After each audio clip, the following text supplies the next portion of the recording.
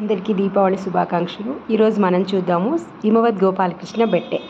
ఇది గుండ్లపేట తాలూకా, చామరాజనగర డిస్ట్రిక్ట్, మైసూర్ దగ్గరగా. బెంగళూరు నుంచి మైసూర్ వెళ్ళి మైసూర్ నుంచి ఈ గుండ్లపేట దాకా వెళ్ళాలండి. ఇది బెట్ట పైన ఉంటుంది. అక్కడ వరకు మనం వెహికల్లో వెళ్తే అక్కడ నుంచి గవర్నమెంట్ వెహికల్స్లోనే వెళ్తుంది. అక్కడ నుంచి ఒక 70 రూపాయలు పర్ హెడ్ టికెట్ అండి. అది వాళ్ళ బస్సులో తీసుకెళ్తారు. కర్ణాటక ఆధార్ కార్డు ఉంటే ఆ బస్సు లేడీస్కి మాత్రమే ఫ్రీ. ఈ టెంపుల్ కూడా 1315లో చోళబల్లాల ఆయన టైంలో కట్టిందే. తర్వాత ఒడియార్ మహారాజులు దీన్ని బాగా డెవలప్ చేశారు.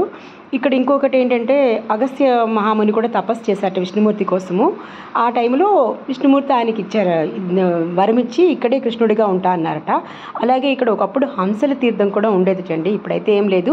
ఇది ముఖ్యంగా చెప్పుకునేది ఏంటంటే, ఈ గుడి మొత్తం హిమవత్ అంటే మంచుతో కప్పబడి ఉంటుందని బాగా ప్రశస్తి అండి.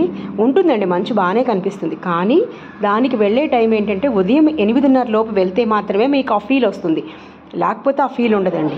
ఇక చూడండి, ఇంకా ఇది మొత్తం ఇదంతా కూడా మీకు ఫారెస్ట్ రీజన్లో ఉంది, బందీపుర ఫారెస్ట్. అవే ఏనుగులన్నీ. మేము వెళ్ళిన రోజు బక్రీదు హాలిడే, జనాలు విపరీతంగా వచ్చేసారండి. మొత్తం ఆల్రెడీ గుడి లోపలికంటా వచ్చి విధ్వంసం కూడా సృష్టించేసింది ఆ రోజు ఏనుగైతే. చూసుకుని వెళ్ళాలండి, హాలిడేస్ ఉన్నప్పుడు, పర్వదినాలు ఉన్నప్పుడు ఈ గుడికి మనం అంతగా వెళ్ళామండి, ఎందుకంటే విపరీతమైన రష్ ఉంటుంది. కొన్ని చూసుకొని జాగ్రత్తగా వెళ్ళాలి. గుడి మాత్రం చాలా అద్భుతంగా ఉంది, నేచర్ చాలా బాగుంటుందండి.